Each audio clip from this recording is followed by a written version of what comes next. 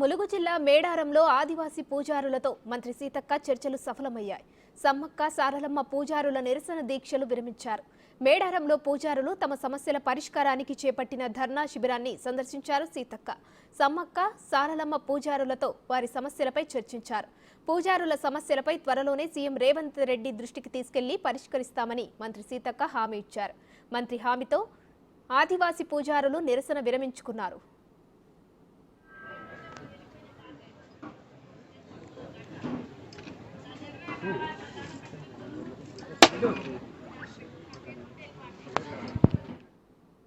మేడారం సమ్మక్క సారలమ్మ ఆలయం ఎదుట పూజారులు నిరసనలకు దిగారు. వరంగల్లోనే ధార్మిక భవనాన్ని ఆలయానికి కేటాయించాలని డిమాండ్ చేశారు. వరంగల్ సెంట్రల్ జైలు ఎదురుగా ఉన్న 1014 గజాల స్థలాన్ని మేడారం ఆలయ సౌకర్యాల నిమిత్తం 1993లో దేవాదాయ శాఖ మేడారం పేరిట కేటాయించింది. అక్కడ ఏర్పాటు చేసిన ధార్మిక భవనాన్ని భద్రకాళి ఆలయ అర్చకులు, అధికారులు తమకు దక్కకుండా చేశారని మేడారం పూజారులు నిరసనకు దిగారు.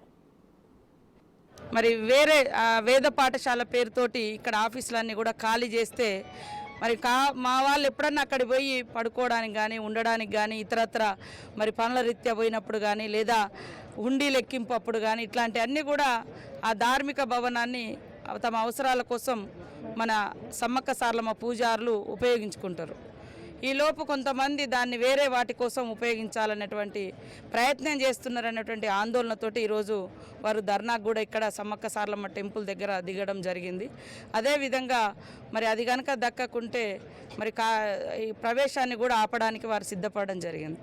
అయితే ఈరోజు మేము ఒకటే హామీ ఇస్తున్నాం, ఖచ్చితంగా సీఎం గారు రేవంత్ రెడ్డి గారు కూడా ఈ సమస్యను వారి దృష్టికి తీసుకెళ్తే 100కు 100% సానుకూలంగా వ్యవహరించి సానుకూలమైనటువంటి నిర్ణయంతో పూజారులకు అనుగుణంగా అదేవిధంగా ఇదొక పూజారుల సమస్య కాదు, ఇది రాష్ట్రంలో వివిధ ప్రాంతాల నుంచి అటువంటి భక్తులందరికీ కూడా ఒక ఆత్మవిశ్వాసానికి, నమ్మకానికి, మరి విశ్వాసానికి సంబంధించినటువంటి విషయం కాబట్టి తప్పకుండా వీళ్ళ భవనాలు వీళ్ళకే ఉండే విధంగా పూజారుల భవనాలు పూజారులకే ఉంటాయి, మిగతా ఆఫీసులు ఆఫీసు లాగానే కంటిన్యూ అవుతాయి. మిగతా ఏదైతే స్కూల్కి సంబంధించి చూస్తే వేద పాఠశాల అన్నప్పుడు టెంపుల్కి ఆవరణలో నిర్మిస్తే చాలా అద్భుతంగా ఉంటుంది.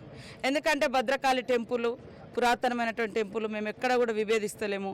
అక్కడ మరి వేద పాఠశాల అందుబాటులో నిర్మిస్తే అక్కడ చెరువు ఉంటుంది, గుడి ఉంటుంది, పూజారులు ఉంటారు, పిల్లలు కూడా తొందరగా ఆ వేదాలు నేర్చుకొని మంచి గొప్ప వేదాలు చెప్పేటువంటి పూజారులుగా ఎదగడానికి అక్కడ ఉన్నటువంటి మరి బ్రాహ్మణ పూజారులు కూడా ఎదుగుతారు, దాంట్లో మాకు ఎలాంటి సందేహం లేదు.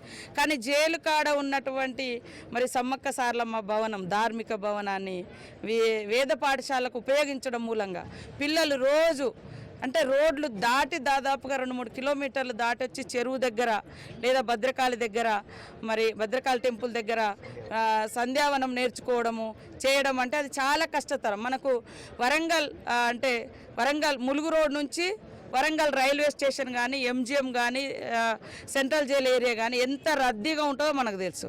ఆ టైంలో మరి అటు ఇటు పిల్లలు దాటుతుంటే కూడా ఎంత